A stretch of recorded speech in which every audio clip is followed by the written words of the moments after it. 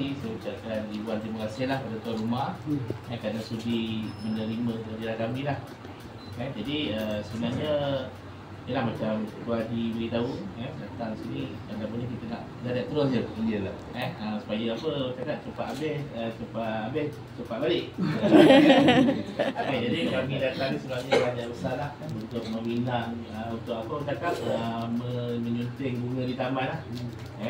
Jadi datang rombongan kami daripada Johor sebenarnya adalah untuk membina namanya tak silap saya Nur Fadilah binti Maknur. Itu seorang kita ada tak? Ada seorang sini betul nama maksudnya tak ada yang lain lah nama kat sini. Takut kalau rumah tu kan.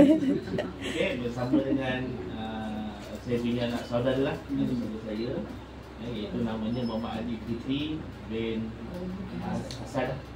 Saya pastikan bagi pihak bilas saya.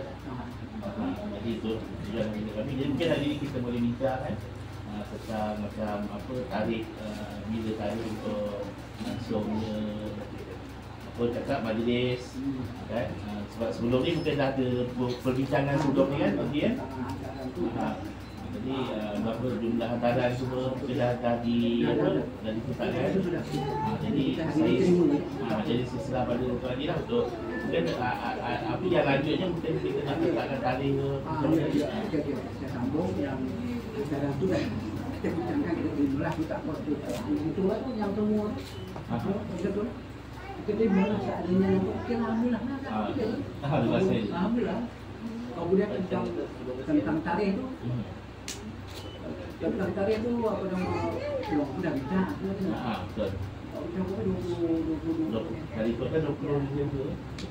20 Disember tapi nanti kita akan setting balik lah pokok hari apa pada resop nanti kalau dia nak buat apa dia sebenarnya ya ada tak boleh dalam masa bulan tu. Jadi tengoklah tu tapi kalau tarikh tu kita tu juga tak ada. Jadi setakat ni macam ni lah.